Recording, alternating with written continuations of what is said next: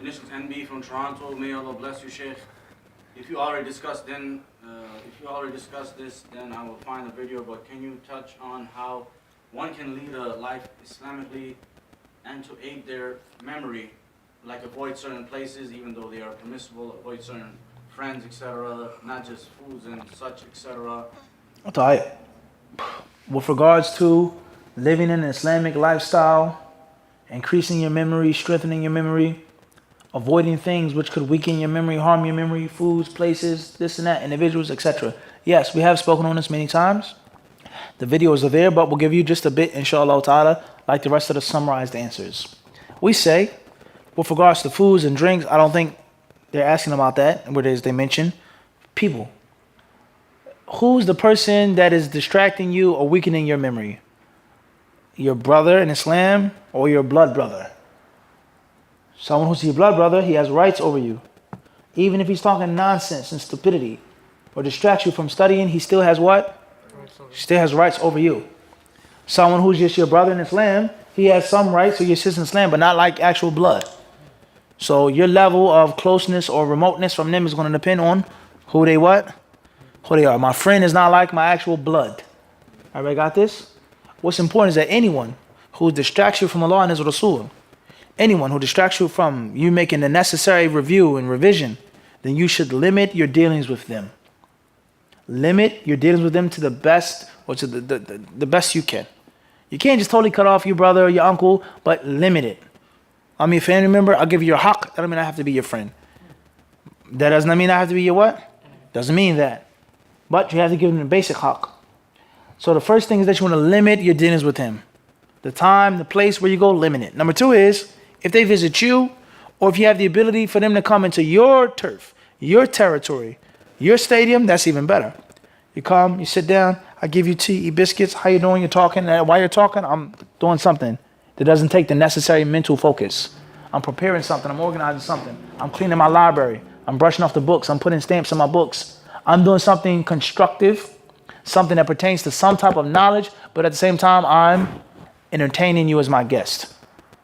And not just allowing them to just have you totally away from your ilm. Talking about fulan and fulana. Everybody got this? This was some of the ulama of the past used to do. When they had the different quills, there was no staples back in the day. You didn't need to order a fountain pen off online. No, you had to make your stuff yourself. Or buy the things, go to the marketplace. So many ulama, they would cut the paper or the parchment themselves. They would prepare the ink themselves. They would make the quills themselves. So when certain guests came over and they knew those guests, they needed something from them. I need to talk to you about something. I need to complain. I need your help. Or a family member. Kayf halak? Ahlan. Faddal. Marhaba. How you doing, akhi? Alhamdulillah. Good? Okay. Nah, mashallah. Tell me more. In which you're not idle. You're not void. Even if you're just looking through and flipping through the context of a book, you're still talking to somebody. Which is not necessarily rude. It's not necessarily what? It's not necessarily rude. And obviously, some people, they may get offended. Or there may be some people or some things in which you do have to give your undivided attention to. And that's fine. When Allah tests you with somebody that takes you away from studies, be patient. And perhaps it's from a sin that you made. Perhaps it's from a time in which you could study, you could read, but you chose not to. Now, it's being, you understand what I'm saying? So be patient. And as soon as the person leaves, or you're done with them, you hit the books. You go back to your books. So there's a balance, inshallah subhanahu wa ta'ala. Al-Muhim is if you govern your life a certain way, if you live a life a certain way, if you're serious, if you're sincere, the people are going to be forced to respect it. Whether they like it or not, they're going to be forced to respect it. They're going to know, I can't bring this nonsense to her. I can't bring this nonsense to him. Because I know this person is all about studying. Like that. Ever got this? People that you don't have to deal with, people that you can push over or not push over, push to the side or delay the meeting, then that's what you do. That's what you do. And some people you're going to have to tell them, is it important?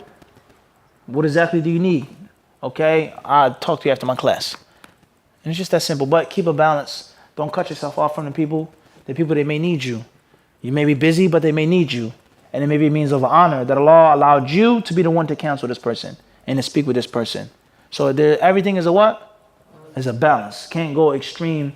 And sometimes you may push somebody far away from the deen by seeing too extreme to them in their eyes. All you do is study. All you do is read. Sit down, talk with them. Talk about football, nothing. It's not going to hurt. 5 minutes, 10 minutes. It's not something you do every day, all day, but it's not going to what? Hurt. And it may bring that person what? Closer like that. He's a real guy too. She's a real sister too. She likes things too. Labas. Everybody understand this? As far as places, the same applies. You have to go to the marketplace, go to the marketplace. Put your trust in Allah, lower your gaze, and as you said before, make sure that you have an agenda. You should have an agenda. I go into the store with a what? An agenda. We go to Walmart, we see this one, that one, okay, and blah, blah, blah, but we what? We're looking for something. Where are the quilts, Yusuf? Where are the pillows? We have a what? An agenda. The moment we buy our stuff, we what? This happens, this lady brushes up to you, Yusuf touches you in the back. You know, qadr Allah. You can't do nothing about that. But you keep, that's collateral damage. That wasn't your what? Yeah, we're not going to Walmart to look for girls. Inshallah. You're going in there to buy something. You know, I need some socks. Long socks, not ankle socks, Lutfi. Those socks, I couldn't wear them. They were ankle socks. Everybody understand this? You have a what? An agenda.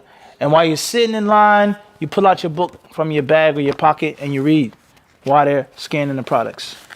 While you're sitting in line, you're making mudhakara. While you're sitting in line, you pull out your phone and you're reading the hadith. You have an agenda and you're always armed for the situation. I'm stuck in traffic, pull out the book. So while they're doing nothing, you're reading. That way you can never, ever what? Lose. So this is my advice to you. And that's what I used to do, which I try to do now. You always see me want what? Some type of book, iPad, something. Everybody understand this? When we were in Medina, you go to the hospital, your daughter, this, that. You go to the airport, you go here, there. While you're sitting and waiting, crack out a book. And wallahi, I know when I was in the hospital, my children were born there. I would have let, I'm not saying it's bragging, I'm just saying this in reality. I finished books. Not in my library, not in the university, in the hospital. I finished books, thick books. 1 day, 2 days, 2 hours, week, months go by, finished books, volumes. Just from sitting there waiting for the doctor to come out. Wallahu alam. Fadl Nafis.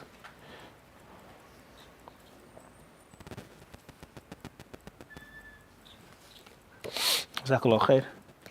شكرا.